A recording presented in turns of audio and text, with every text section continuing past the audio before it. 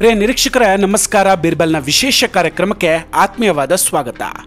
India will identify and punish every terrorist जिन्होंने पर्दे के पीछे बैठकर हिंदुस्तान की सरजमी पर ऐसी नापाक हरकतों की साजिशें रची हैं। इंडिया जो है ना वो अपनी जो हमारी इंफॉर्मेशन है कि वो इस वक्त जो है एक ऑल आउट वॉर की जगह जो है पाकिस्तान के शहरों में जो है वो We stand proudly in defense of liberty, and we are committed to protecting innocent civilians from the threat of radical Islamic terrorism. आपके ये जरी बेटे इस पंचम की हिफाजत से पीछे नहीं हटेंगे। सब लोग तैयार हैं? ರೆಡಿ. ಭಾರತ ಎಲ್ಲದಕ್ಕೂ ಸಿದ್ಧವಾಗಿ ನಿಂತಿದೆ. ಈ ಸಲ 1ಕ್ಕೆ 10 ಅಲ್ಲ, 10ಕ್ಕೆ 1000. ಇದು ಭಾರತದ ಹೊಸ ಲೆಕ್ಕ. ವೀಕ್ಷಕರೇ, ಇನ್ನೂ ಭಾರತವನ್ನು ತಡೆಯೋದಕ್ಕೆ ಯಾರಿಂದಲೂ ಸಾಧ್ಯ ಇಲ್ಲ. ಯುದ್ಧಕ್ಕೆ ಅವರೇನು ರೆಡಿ ಆಗೋದು, ಭಾರತವೇ ರೆಡಿಯಾಗಿ ನಿಂತಿದೆ. ಅದಕ್ಕೆ ವಿಶ್ವದ ದೊಡ್ಡಣ್ಣನೇ ಗ್ರೀನ್ ಸಿಗ್ನಲ್ ಕೂಡ ಕೊಟ್ಟಿದ್ದಾನೆ. ಇನ್ನೇನಿದ್ರು ಲೆಕ್ಕ ಚುಕ್ತಾ ಮಾಡೋದಷ್ಟೇ. We stand proudly in defense of liberty, and we are committed to protecting innocent civilians from the threat of radical Islamic terrorism. ವೀಕ್ಷಕರೇ, ಕಳೆದ 4 ದಿನದಿಂದ ದೊಡ್ಡ ಪ್ರಶ್ನೆ ಇತ್ತು. ಭಾರತ ಯುದ್ಧಕ್ಕೆ ಹೊರಟ್ರೆ ಅಮೆರಿಕದ ಬೆಂಬಲ ಯಾರಿಗೆ? ಮೋದಿಯ ಫ್ರೆಂಡ್ ಭಾರತಕ್ಕೆ ನೇರವಾಗಿ ಬೆಂಬಲಿಸ್ತಾರಾ ಅನ್ನೋದು ಚರ್ಚೆಯಾಗ್ತಿತ್ತು. ಆದರೆ ಈಗ ಆ ಕಡೆಯಿಂದ ಗ್ರೀನ್ ಸಿಗ್ನಲ್ ಬಂದಾಗಿದೆ. ಪಹಲ್ಗಾಮ್ ದಾಳಿಯ ಸೇಡ್ ತೀರಿಸಿಕೊಳ್ಳೋದಕ್ಕೆ ನಾವು ನಿಮ್ಮ ಜೊತೆಗೆ ಇದ್ದೀವಿ, ನೀವು ಏನ್ ಬೇಕಾದರೂ ಮಾಡಬಹುದು ಅಂತ ಸ್ವತಃ ಸ್ಪೈ ಚೀಫ್ ತುಳಸಿ ಗಬ್ಬರ್ಡ್ ಅವರೇ ಸ್ಪಷ್ಟವಾಗಿ ಉಚ್ಚರಿಸಿದ್ದಾರೆ. ಹಾಗಾದ್ರೆ ಈಗ ಅಮೆರಿಕ ಭಾರತಕ್ಕೆ ಏನೆಲ್ಲ ಹೇಳಿದೆ, ಯಾಕೆ ಗ್ರೀನ್ ಸಿಗ್ನಲ್ ಕೊಟ್ಟಿದೆ, ಇದೆಲ್ಲದರ ಬಗ್ಗೆ ಚರ್ಚೆಯನ್ನು ಮಾಡೋಣ. ಪಹಲ್ಗಾಮ್ ದಾಳಿಯನ್ನ ಭಾರತ ತುಂಬಾ ಸೀರಿಯಸ್ ಆಗಿ ತೆಗೆದುಕೊಂಡಿದೆ.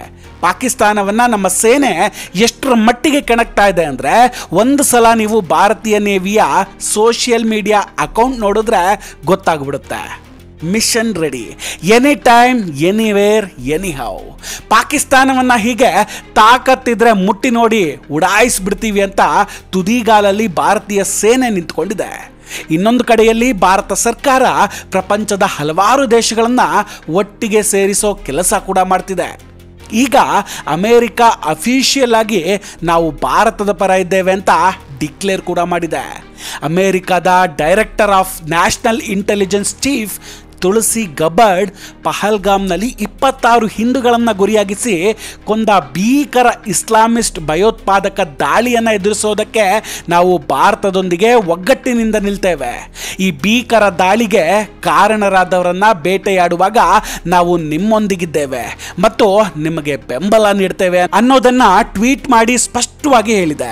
ಅಮೆರಿಕದ ಗುಪ್ತಚರ ಇಲಾಖೆಯ ಚೀಫ್ ಇಂಥದ್ದೊಂದು ಟ್ವೀಟ್ ಮಾಡಿರೋದು ಇತಿಹಾಸದಲ್ಲೇ ಮೊದಲ ಬಾರಿ. ಅಮೆರಿಕದಲ್ಲಿ ತುಳಸಿ ಗಬ್ಬರ್ಡ್ ತುಂಬಾ ದೊಡ್ಡ ಸ್ಥಾನದಲ್ಲಿದ್ದಾರೆ. ಇಲ್ಲಿ ಹೇಗೆ ಅಜಿತ್ ದೋವಲ್ ಇದ್ದಾರೋ ಹಾಗೆ ಅಮೆರಿಕದಲ್ಲಿ ತುಳಸಿ ಅವರಿದ್ದಾರೆ.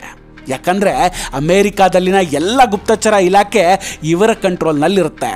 ಹಾಗಾಗಿ ತುಳಸಿ ಗಬ್ಬರ್ಡ್ ಅವರ ಬೆಂಬಲ ಭಾರತದ ಕಡೆಗಿರೋದು ತುಂಬಾ ಮುಖ್ಯ ಆಗಿದೆ.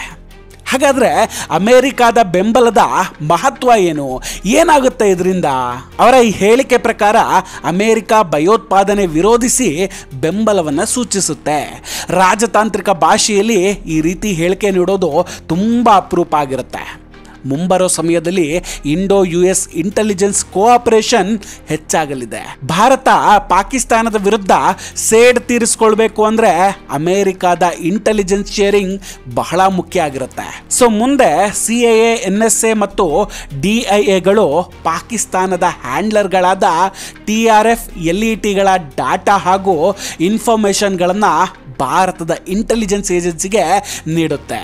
ಇದಲ್ಲದೆ ಅಮೆರಿಕದ ಮೆಸೇಜ್ ಪಾಕಿಸ್ತಾನಕ್ಕೆ ಜಿಯೋಪೊಲಿಟಿಕಲಿ ಸಂದೇಶ ಕೊಟ್ಟ ಹಾಗಾಗಿದೆ. ಒಟ್ಟಾರೆ ಈ ಟೈಮಲ್ಲಿ ಪಾಕಿಸ್ತಾನಕ್ಕೆ ಯಾವುದೇ ದೇಶದ ಬೆಂಬಲ ಸಿಗೋ ಹಾಗೆ ಕಾಣಿಸ್ತಿಲ್ಲ. ಅದಲ್ಲದೆ ಪಾಕಿಸ್ತಾನದ ಅತ್ಯಂತ ಕ್ಲೋಸ್ ಫ್ರೆಂಡ್ ಚೈನಾ ಕೂಡ ಪಾಕಿಸ್ತಾನಕ್ಕೆ ಸಪೋರ್ಟ್ ಮಾಡುವ ಹಾಗೆ ಕಾಣಿಸ್ತಿಲ್ಲ. ಅಲ್ಲದೆ ಪಹಲ್ಗಾಮ್ನಲ್ಲಿ ನಡೆದ ಭಯೋತ್ಪಾದಕರ ಘಟನೆಯಲ್ಲಿ ನೇರವಾಗಿ ಪಾಕಿಸ್ತಾನದ ಕೈವಾಡ ಇದೆ ಅನ್ನೋದು ಸ್ಪಷ್ಟವಾಗಿ ಅಮೆರಿಕ ನಂಬುತ್ತೆ. ಭಯೋತ್ಪಾದಕ ಹನ್ನಿಗಳನ್ನ ಸಾಕಿದ ಪಾಕಿಗೆ ಬುದ್ಧಿ ಕಲಿಸೋದಂತೂ ಗ್ಯಾರಂಟಿ. ಈ ಮೂಲಕ ಭಾರತ ಜಾಗತಿಕ ಮಟ್ಟದಲ್ಲಿ ಎತ್ತರಕ್ಕೇರಲಿದೆ. ನರೇಂದ್ರ ಮೋದಿ ಅವರು ಗುಜರಾತ್ CM ಆದಾಗಲೇ ಹೇಳ್ತಾ ಬಂದಿದ್ರು, ಈ ಭಯೋತ್ಪಾದನೆ ಅನ್ನೋದು ಬರೀ ಭಾರತದ ಸಮಸ್ಯೆ ಅಲ್ಲ, ಅದು ಸಂಪೂರ್ಣ ಪ್ರಪಂಚದ ಸಮಸ್ಯೆ ಅಂತ. ಆದರೆ ಅಮೇರಿಕಾಗೆ ಅದು ಅರ್ಥ ಆಗಿರಲೇ ಇಲ್ಲ. ಆದರೆ ಯಾವಾಗ ಅಮೇರಿಕಾದ ಮೇಲೆ ದಾಳಿ ಆಯಿತೋ ಅದರ ನಂತರ ನರೇಂದ್ರ ಮೋದಿ ಅವರ ಕೂಗು ಅಮೇರಿಕಾಗೂ ಕೂಡ ಗೊತ್ತಾಯಿತು. ಭಯೋತ್ಪಾದನೆ ಅನ್ನೋದು ಇಡೀ ಪ್ರಪಂಚದ ಸಮಸ್ಯೆ ಅನ್ನೋದು ಅರಿತುಕೊಂಡ್ರು. ಭಾರತದೊಂದಿಗೆ ನ್ಯೂಯಾರ್ಕ್ ಟೈಮ್ಸ್ ನ್ಯೂಸ್ ಪೇಪರ್ನ ವರ್ತನೆ ಇತಿಹಾಸದಲ್ಲಿ ಹೇಗಿತ್ತು ಅಂತ ನಾವೆಲ್ಲ ನೋಡಿದ್ದೇವೆ. ಭಾರತದಲ್ಲಿ ಇಷ್ಟು ದೊಡ್ಡ ದಾಳಿ ನಡೀತು. ಆದರೆ ಈ ಘಟನೆಯನ್ನು ನ್ಯೂಯಾರ್ಕ್ ಟೈಮ್ಸ್ ಪತ್ರಿಕೆಯಲ್ಲಿ ಕಾಶ್ಮೀರದಲ್ಲಿ ಉಗ್ರಗಾಮಿಗಳಿಂದ ಕನಿಷ್ಠ 24 ಪ್ರವಾಸಿಗರು ಗುಂಡಿಗೆ ಬಲಿಯಾದರು ಅಂತ ಪ್ರಕಟ ಆಗುತ್ತೆ. ಅಂದರೆ ಭಯೋತ್ಪಾದಕ ಅನ್ನೋ ಪದವನ್ನೇ ಅಲ್ಲಿ ಬಳಸಿರಲಿಲ್ಲ.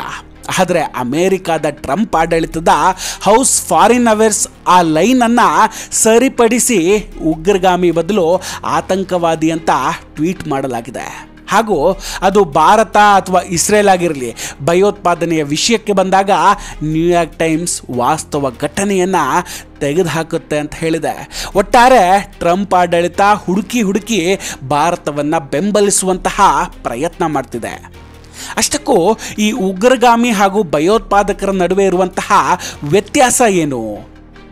ಉಗ್ರಗಾಮಿ ತನ್ನದೇ ದೇಶದವನಾಗಿರ್ತಾನೆ ಹಾಗೂ ತಮ್ಮದೇ ದೇಶದ ವಿರುದ್ಧ ಶಸ್ತ್ರಗಳನ್ನು ಎತ್ತಿದರೆ ಅವನನ್ನು ಉಗ್ರಗಾಮಿ ಅಂತ ಕರಿತೀವಿ. ಆದರೆ ಭಯೋತ್ಪಾದನೆ ಹಾಗಲ್ಲ.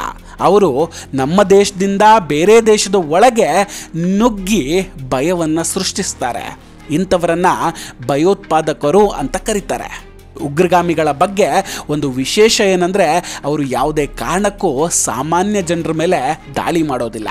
ಅವರ ಉದ್ದೇಶ ರಾಜ್ಯದ ವಿರುದ್ಧ, ಸರ್ಕಾರದ ವಿರುದ್ಧ ಹಾಗೂ ಸೇನೆ ವಿರುದ್ಧ ಮತ್ತು ಪೊಲೀಸರ ವಿರುದ್ಧ ಆಗಿರುತ್ತೆ. ಆದರೆ ಭಯೋತ್ಪಾದಕರು ಯಾರನ್ನ ಕೂಡ ಬಿಡೋದಿಲ್ಲ, ಅಮಾಯಕ ಜನರನ್ನು ಕೂಡ ಅವ್ರು ಬಿಡೋದಿಲ್ಲ. ಉದಾಹರಣೆಗೆ ಈ ಪಹಲ್ಗಾಮ್ ದಾಳಿಯ ಸಾಕ್ಷಿ. ಹಾಗಂತ ಉಗ್ರಗಾಮಿಗಳು ಕೂಡ ಒಳ್ಳೆಯವರು ಅಂದ್ಕೊಳ್ಬೇಡಿ, ಉಗ್ರಗಾಮಿಗಳು ಕೂಡ ರಕ್ಕಸರೇ. ಆದರೆ ನಾವು ಭಯೋತ್ಪಾದಕರು ಹಾಗೂ ಉಗ್ರಗಾಮಿಗಳ ನಡುವಿನ ವ್ಯತ್ಯಾಸವನ್ನು ನಿಮಗೆ ಅರ್ಥ ಮಾಡಿಸಿದ್ದೇವೆ ಅಷ್ಟೇ. ಅಮೆರಿಕದ ಇನ್ನೊಂದು ಮುಖ್ಯ ಸೂಚನೆ ಏನಂದ್ರೆ, ಅಮೆರಿಕದ ಸ್ಪೋಕ್ ಪರ್ಸನ್ ಟ್ಯಾಮಿ ಬ್ರೂಸ್ ಅವರ ಬಳಿ ಪಾಕಿಸ್ತಾನಿ ಮೀಡಿಯಾ ಭಾರತ ಹಾಗೂ ಪಾಕಿಸ್ತಾನದ ನಡುವೆ ಏನು ನಡೀತಿದೆ ಅಂತ ಪ್ರಶ್ನೆಯನ್ನು ಕೇಳುತ್ತೆ. ಆಗ ಟ್ಯಾಮಿ ಬ್ರೂಸ್ ಪಾಕಿಸ್ತಾನಿ ಮೀಡಿಯಾದ ಬಾಯಿ ಮುಚ್ಚಿಸ್ಬಿಟ್ರು. ಇದ್ರ ಬಗ್ಗೆ ಟ್ರಂಪ್ ಸ್ಪಷ್ಟವಾಗಿ ಹೇಳಿದ್ದಾರೆ, ನಾನು ಅದನ್ನು ಖಂಡಿಸ್ತೇನೆ ಅಂತ ಹೇಳಿಬಿಡ್ತಾರೆ. ಅಂದರೆ ಅಮೇರಿಕ ಸ್ಪಷ್ಟವಾಗಿ ಭಾರತದ ಕಡೆ ನಿಂತಿದೆ. ಭಾರತ ಹಾಗೂ ಅಮೇರಿಕಾದ ಸಂಬಂಧದಲ್ಲಿ ದೊಡ್ಡ ಬದಲಾವಣೆ ಅಂತೂ ಆಗಿದೆ. ಹಿಂದೆ ಯಾವತ್ತೂ ಕೂಡ ಅಮೇರಿಕ ಇಷ್ಟು ಓಪನ್ ಆಗಿ ಭಾರತದ ಬೆಂಬಲಕ್ಕೆ ನಿಂತಿರಲಿಲ್ಲ. ಇದರಿಂದ ಭಾರತ ಹಾಗೂ ಅಮೇರಿಕ ಪಾಕಿಸ್ತಾನದ ಒಳಗೆ ಜಾಯಿಂಟ್ ಆಪರೇಷನ್ ನಡೆಸುವ ಸಾಧ್ಯತೆ ಕೂಡ ಇದೆ. ಹಾಗೂ ಅಮೇರಿಕ ಇಷ್ಟು ಓಪನ್ ಆಗಿ ಭಾರತಕ್ಕೆ ಬೆಂಬಲ ನೀಡಿದ್ರಿಂದ ಇದರ ಪ್ರಭಾವ ಪ್ರಪಂಚದ ಇತರೆ ದೇಶಗಳ ಮೇಲೆ ಕೂಡ ಬೀರಲಿದೆ. ಉದಾಹರಣೆಗೆ ಜಪಾನ್, ಫ್ರಾನ್ಸ್ ಹಾಗೂ ಆಸ್ಟ್ರೇಲಿಯಾ ಕೂಡ ಭಾರತಕ್ಕೆ ಬೆಂಬಲಿಸಲಿದೆ. ಯುದ್ಧ ಶುರುವಾಗೋದಕ್ಕೂ ಮೊದಲೇ ಅರ್ಧ ಯುದ್ಧ ಗೆಲ್ಲೋದು ಅಂದರೆ ಇದೇ ನೋಡಿ. ವೀಕ್ಷಕರೇ, ಇದರ ಬಗ್ಗೆ ನಿಮ್ಮ ಅಭಿಪ್ರಾಯ ಏನು? ದಯವಿಟ್ಟು ಕಮೆಂಟ್ ಮಾಡಿ ತಿಳಿಸಿ. ವಿಡಿಯೋ ಇಷ್ಟ ಆಗಿದ್ರೆ ಲೈಕ್ ಮಾಡಿ ಹಾಗೂ ಶೇರ್ ಮಾಡಿ. ಇನ್ನೂ ಕೂಡ ನಮ್ಮ ಬೀರ್ಬಲ್ ಚಾನಲನ್ನು ಸಬ್ಸ್ಕ್ರೈಬ್ ಮಾಡಿಲ್ಲ ಅಂದರೆ ದಯವಿಟ್ಟು ಸಬ್ಸ್ಕ್ರೈಬ್ ಮಾಡಿ ಹಾಗೂ ಈ ಬೆಲ್ ಐಕಾನನ್ನು ಕ್ಲಿಕ್ ಮಾಡಿ. ನಮಸ್ಕಾರ, ಟೇಕ್ ಕೇರ್ ಆ್ಯಂಡ್ ಬಾಯ್ ಬಾಯ್. ಮತ್ತೆ ಭೇಟಿಯಾಗೋಣ.